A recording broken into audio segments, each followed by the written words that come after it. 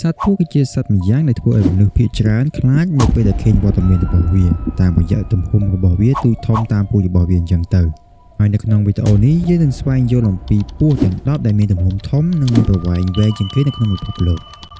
ទី10ពស់ West African Python ពស់នេះមានប្រវែងប្រមាណជា 1.5 ម៉ែត្រទៅដល់ 2 ម៉ែត្រនិងមានទម្ងន់ចាប់ពី 1 គីឡូក្រាមរហូតដល់ 5 គីឡូក្រាមទីតាំងរបស់វានៅអាហ្វ្រិកខាងលិចទី9ពស់ Northern Bull ពស់នេះមានប្រវែងប្រមាណជា 2.5 ទៅ 3.7 ម៉ែត្រនិងមានទម្ងន់10ទៅ 20 គីឡូក្រាមទីតាំងរបស់វានៅអាមេរិកកណ្ដាលទី8ពស់ Central African Rock Python ពស់នេះមានទម្ងន់ចាប់ពី 40 ទៅ 50 គីឡូក្រាមមានប្រវែងប្រមាណជា 4 ទៅ 7 ម៉ែត្រទីតាំងនៅអាហ្វ្រិកកណ្ដាល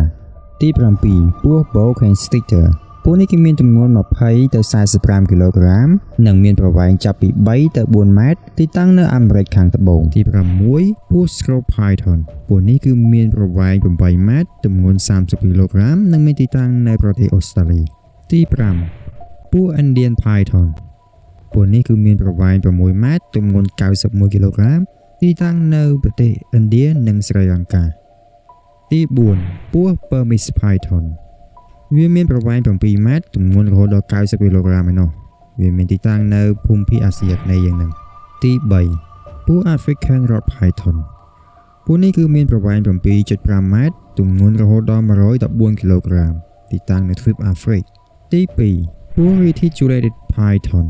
ពស់នេះគឺមានប្រវែងប្រមាណជា 10 ម៉ែត្រឬក៏វែងជាងនឹងមានទម្ងន់រហូតដល់ 150 គីឡូក្រាមទីតាំងនៅភូមិភាគអាស៊ីអាគ្នេយ៍យ៉ាងហ្នឹងបើនិយាយអំពីប្រវែងវិញគឺវាជាប់លេខ1ទៅហើយប៉ុន្តែបើនិយាយអំពីទម្ងន់គឺមិនមែនទេហើយពស់ដែលជាប់ចំណាត់ថ្នាក់លេខ1ធ្ងន់ហើយនឹងវែងគឺមានឈ្មោះថា Green Anaconda ពស់នេះគឺមានប្រវែង 9 ម៉ែត្រឬក៏វែងជាងនឹងមានទម្ងន់ចាប់ពី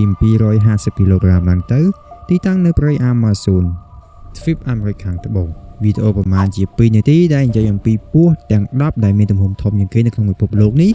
គឺដល់ទីបញ្ចប់ទៅហើយបើសិនជាពេញចិត្តនៅវីដេអូប្រភេទនេះឬក៏វីដេអូប្រភេទផ្សេងដែលទាក់ទងនឹងចំណេះដឹងទូទៅឬក៏ព័ត៌មានចម្លែកកុំភ្លេចជួយ like share subscribe ម្នាក់មួយផងអរគុណសម្រាប់ការទស្សនា Thank you for watching